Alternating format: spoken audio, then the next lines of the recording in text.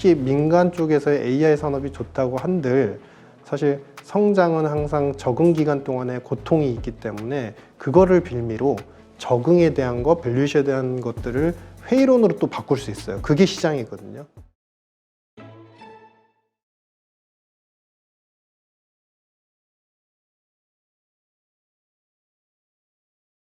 미국 국가 부채, 우리가 미국 경제가 더 이상 좋아지긴 어려운 하나의 지표로 봤던 게 이 미국 국가 부채의 그 과다 이 지표였는데 어떻습니까? 지금 상황은?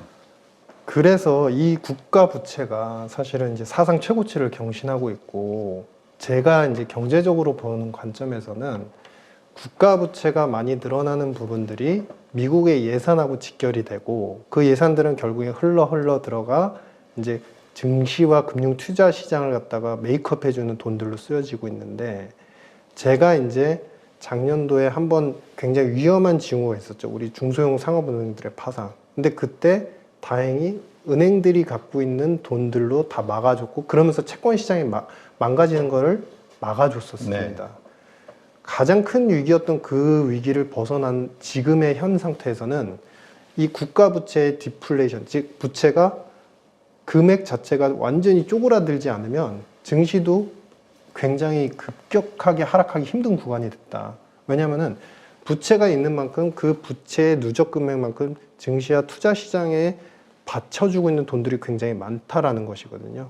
그렇기 때문에 지금 제가 앞서도 말씀드린 것처럼 금리에 대해서, 채권 투자에 대해서 이제 방향성을 잠시 말씀드릴 때, 지금 올해 같은 경우는 횡보가 나타날 수밖에 없습니다. 그러니까 아래선으로는 3.8 아니면은 많이 떨어져 봐야 3.7 정도, 3.5 정도고, 위로는 이제 계속적으로 4.2, 4.3을 이제 가리키면서 사실 0.5나 0.7 정도를 갖다가 계속 변동을 하는 그런 구간이 될 수밖에 없다.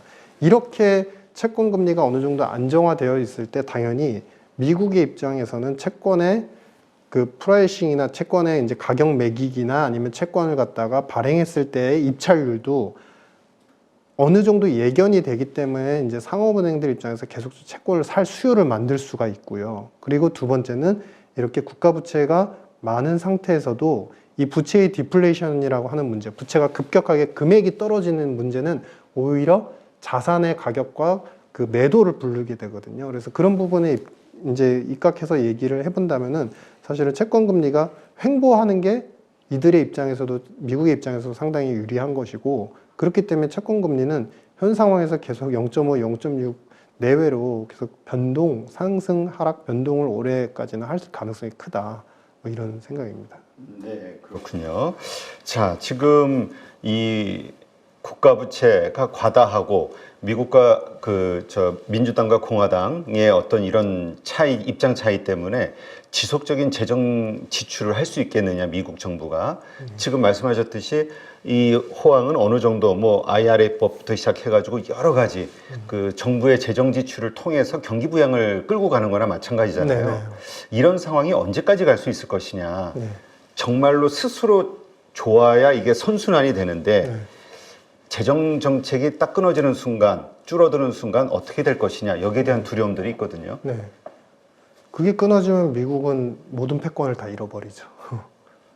불가능한 일입니다. 그러니까 재정으로 끌어가는 미국 경제의 이 패러다임을 우리가 소위 얘기하는 이제 시장 자본주의라고 표현을 했었고, 그게 이제 영국도 시도했고 미국이 시도했는데 그냥 차이는 간단합니다.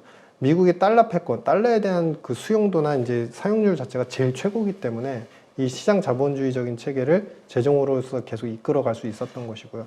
그런 입장에서 우리가 생각을 해보신다면 지금 재정으로서 이끌어가는 패턴은 앞으로 10년이고 100년이고 미국은 계속 지속이 될 겁니다. 그 흐름을 끊는 즉시 금융과 그다음에 시장, 그다음에 투자 시장, 그다음에 가계 이쪽에 대한 이제 그 공백들이 굉장히 크게 나타날 것이고, 다만 이제 중요한 거는 민주당 입장에서는 이제 그 여러 가지 신재생 정책과 IRA와 관련된 정책들을 재정으로서 계속 부양을 하는 패턴들을 이어왔기 때문에 그거를 연말까지 더 강화하고 완성시키려고 노력을 할 겁니다. 근데 하나 여기서 중요한 거는 트럼프가 최근에 와서 이제 발언하는 내용들을 보시고 판단을 하시던데 정부가 지출을 너무 많이 해서 인플레와 버블을 만들고 있다 이렇게 얘기를 하고 있어서 트럼프가 오면 재정 지출을 줄이겠구나라고 생각하시지만 트럼프 시대에도 부채가 한도가 계속 늘어났었어요.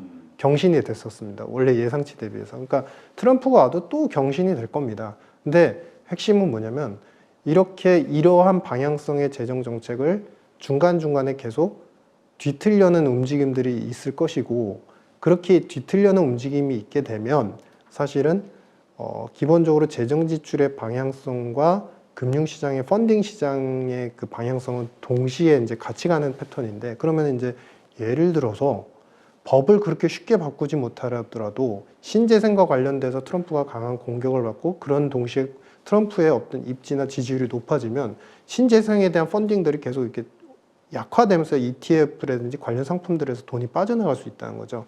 그런 부분들이 금융에서 먼저 이제 시그널을 보이지 않을까 이렇게 생각을 하고 있습니다. 네, 그렇군요. 지금 미국 경제를 폭발적으로 성장시키고 있는 이 AI 산업 네. 어떻습니까? 이 AI 그리고 반도체 네. 이러한 것들을 통해서 버블이라고 얘기할 정도로 뭔가 확 이 증시도 그렇고 네. 뭐 돈의 쏠림 현상도 그렇고 산업에 대한 이런 것들이 막 불거지고 있는데, 또 어떤 분들은 이건 아직 버블 아니다. 새로운 산업이 이렇게 태동될 때는 예전에 IT 그때처럼 엄청난 지금보다 더 큰 어떤 그 상승 혹은 이런 버블이 형성이 될 것이다. 이런 시각도 있거든요. 네. 그러니까 장기로 보면은 당연히 이 AI라는 혁명 산업 자체가 우리가 생각을 해보면 처음에 이제 태동을 하고 그것이 발전하기 시작합니다. 근데 이제 세 번째가 적용과 적응의 기간이거든요.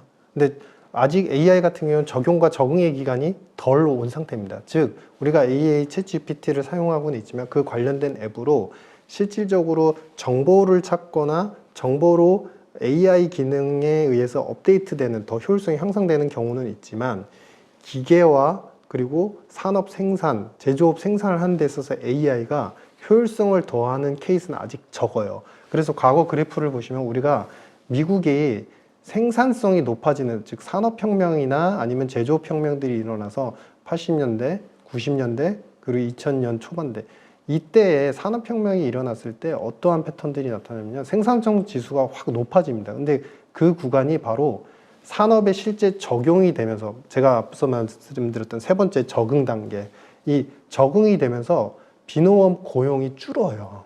이때마다 항상 생산성 지수가 이렇게 올라가는 동시에 고용이 한 번씩 줄죠. 그 얘기는 인력을 줄이더라도 그만큼의 효율성을 만드는 효율성이 네, 높아지니까. 근데 보시면은 지금 가장 근래에도 2008, 2009년도에 사실 강한 이제 그 인프라 투자가 형성이 됐었고, 그러면서 생산성이 확 높아지니까 이 비농업 고용이 이렇게 줄죠. 이 패턴들이 반복이 되어 왔습니다. 그러면 지금 구간은 뭐냐면 이제 생산성이 높아지는 걸 확인하는 구간이 됐어요. 그러면 앞으로 실제 금융 투자 시장은 뜨겁더라도 생산성이 여기서 좀 더 높아지는 게 이제 AI로 인해서 확인이 되면 비농업 고용은 당연히 여기서 떨어지게 되겠죠. 떨어지면 이 구간 동안은 얼마가 됐냐? 거의 2, 3년 이상은 그 적응 기간이 2, 3년은 걸립니다.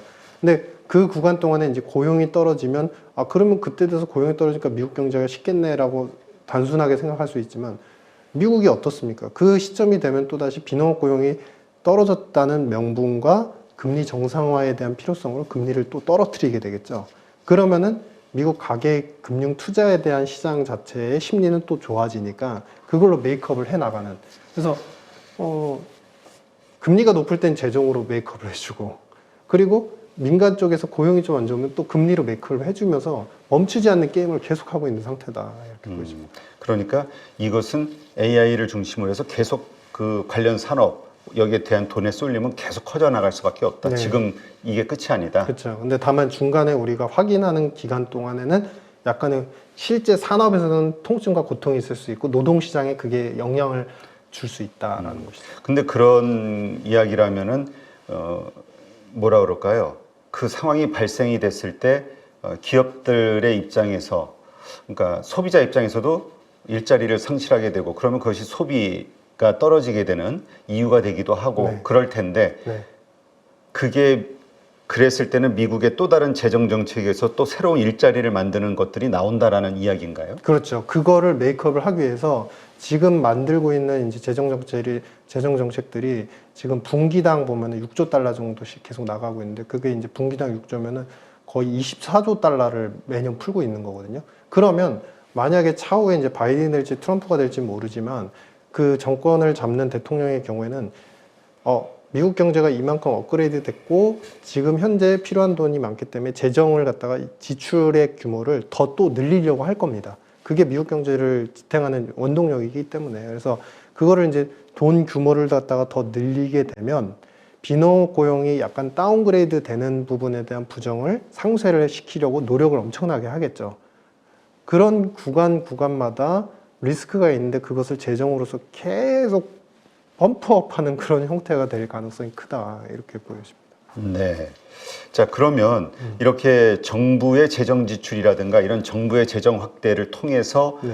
이렇게 유지가 되고 성장하는 이러한 것들, 이러한 현상, 이것을 미국 금융시장의 어떤 측면에서 이걸 경제학적 어떤 이론으로 이걸 풀어봐야 되는 거죠? 이해를 해야 되죠? 그러니까 사실 지금 금리는 아직 높아 있는 상태인데 증시 자체는 굉장히 뜨겁지 않습니까? 그러면 과거에 우리가 이야기했던 이제 어떻게 보면 엇박자가 나는 게 아니라 케인즈 이론이 안 맞다는 거예요. 케인즈는 이제 금리가 낮으면 증시도 좋고 유효 투자 수요가 늘어나니까 금융 투자도 더 증폭이 된다라는 것인데, 근데 우리가 최근에 몇 달 동안 경험을 했었지만 금리가 어느 정도 높아진 상태에서도 그 산업의 높은 밸류에이션은 계속 유지가 되고 있어요. 그러니까 이 점을 보시면요, 지금 우리가 일드가 10년물 실질 금리가 이제 1% 중반대 정도 이제 내외가 되는데 우리는 요 구간쯤 있는 것 같아요. 그러니까 S&P PE가 높다는 건 뭐냐면 그만큼 고평가됐고 주가가 비싸다라는 얘기죠. 근데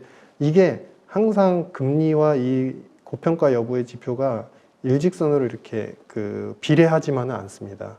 이렇게 튀는 구간들이 있는데 지금이 실질 금리가 좀 높은 구간에서도 증시가 높은 가격을 유지하는 그런 이제 패턴인데, 그러면 금리 가지고만 설명할 수 없다라는 것이죠. 여기서 그래서 중요한 부분들 제가 이제 금융 투자 시장과 관련해서 우리가 주의할 포인트는 정부의 지출이 얼마나 계속적으로 늘어나는지, 그다음에 두 번째는 대출 시장 자체가 얼마나 괜찮은지에 대한 체크를 하시면서 투자를 하셔라. 굳이 매크로 지표로 뭔가 스탠스를 잡으시려면 이런 이제 표현을 드렸는데, 여기서 민스키 교수님의 금융 투자 이론이 굉장히 좀 좋은 것 같아서 설명을 드립니다.